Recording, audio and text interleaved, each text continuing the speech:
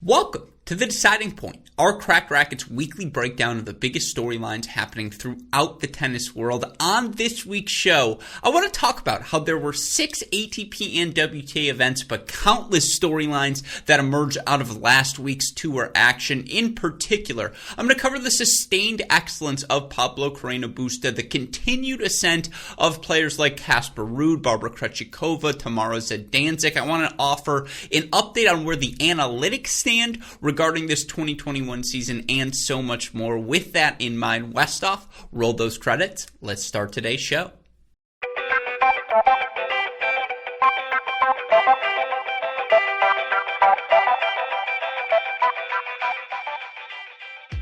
Of course, one of the questions we always ask as tennis fans is who will be that next player to capture their maiden Grand Slam singles title. We've been so fortunate to be treated to so many of late on the women's side, in particular Naomi Osaka, Bianca Andreescu, Sonia Kenin, Iga Swiatek. Of course, most recently, we saw Barbora Krejcikova capture her maiden Grand Slam singles title. I emphasize maiden singles title because we'd seen her do it in doubles before, but she captures that title at Roland Garros. She follows it up with a round of 16 at Wimbledon, and while that pursuit of title number 1 is always the biggest storylines, one of the most consequential storylines is how those Grand Slam champions follow up on their success. Are they able to meet the expectations that come with winning a major title? In the case of Barbora Krejcikova, the answer to that question has been an unequivocal yes. You look for Krejcikova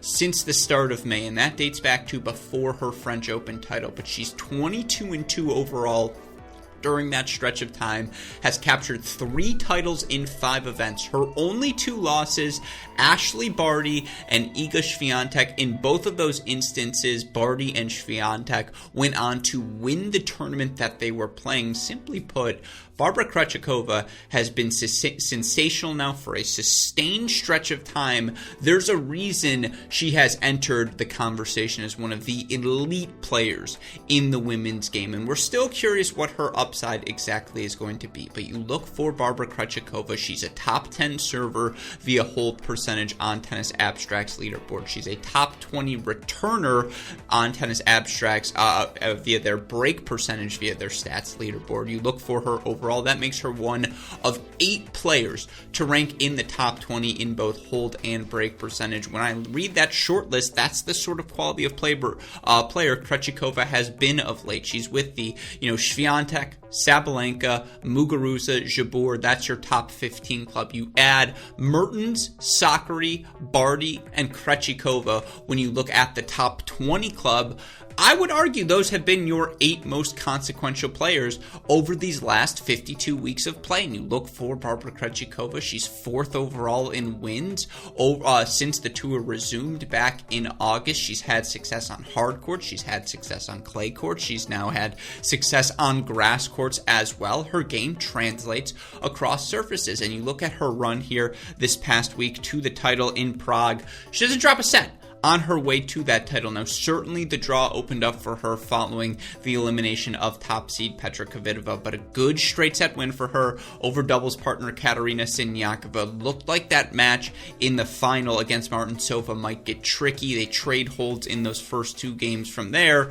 Krejcikova cruises. She wins the next 10 games in the match. She is clearly at 25 years old, playing the best tennis of her career, and from a trajectory standpoint, that makes sense. And look, she had a ton of double success early in her career. We weren't sure if that double success would translate to the singles, but you look for her since the start of that 2020 season, and I mentioned the fact she's 51-17 over the last 52. She's 59-19 since the start of 2020 overall. Now played a bunch of qualifying, got into that Australian Open in singles in 2020, and since then has really cruised. Again, made that big breakthrough final. I believe it was in either Dubai or Doha. I know it was one of the Middle released events, but makes the final there on the hard courts, obviously wins the French Open title, good showing for her at Wimbledon, round of 16, now an early summer hard court title for her outdoors in Prague.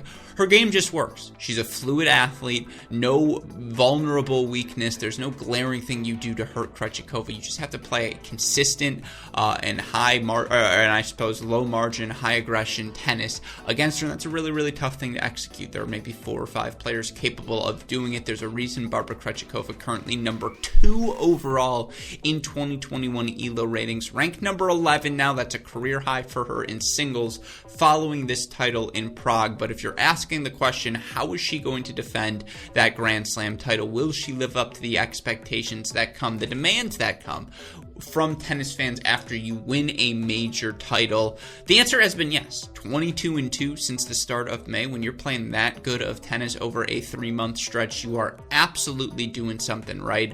Barbora Krejcikova ascending to her prime, making the most of this post Roland Garros stretch, and just making the most again of the confidence that comes with winning a major title. And speaking of capitalizing on their French Open run, Tamara Zidansek makes the most of the number 1 seed she was given in the Lausanne draw this past week. She ends up winning the title, 3 3-set victories. Again, it helps to have that sort of confidence, to know you've got French Open semifinal points to fall back on when you get pushed, when you get down a set. She overcomes a set deficit in the final to knock off talented French woman Clara Burel. 3 sets for her. Another WTA title. It's her second final here in 2021. First title of the season, but she's won a clay court title earlier in her career. Again, just makes sense when you watch her game on the clay court, her ability to move that ball around the court, how comfortable she is as a mover sliding into her shots, her ability to find the forehand when she's on the ad side of the court, and then despite giving up all that open space on the deuce,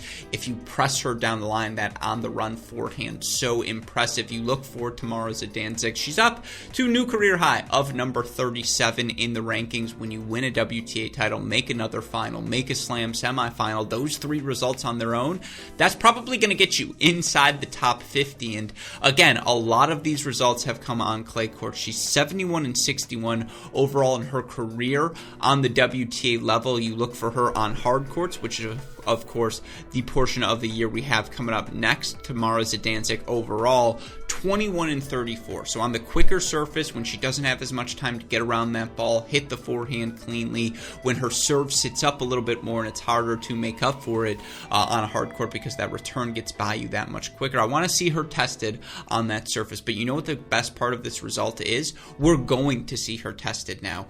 During this hard court summer, ranked number 37, she's going to get into anything she wants to play. So whether it's Rogers Cup, Western and Southern, obviously she's going to be on the border of being seeded at the U.S. Open.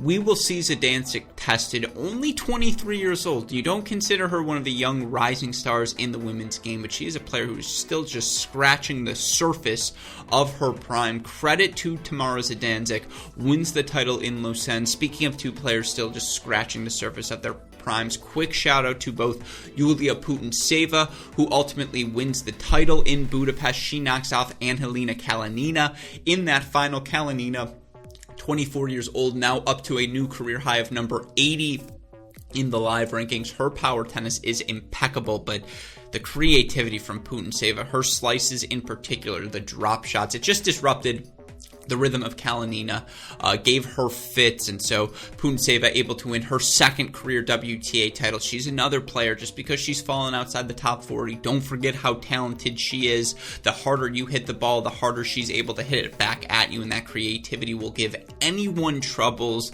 Speaks to the fact how many talented players we have that I can talk about. Krejcikova, I can talk about Zidansek, Putintseva, even Kalinina, who again has been one of the rising stars here, and I've tweeted about her a bunch over the past week. But really fun week of WTA Tour results. As always, success breeds success. We see Krejcikova, we see Zidansek, we see Kalinina, Putintseva, their success translating this past week on the WTA Tour.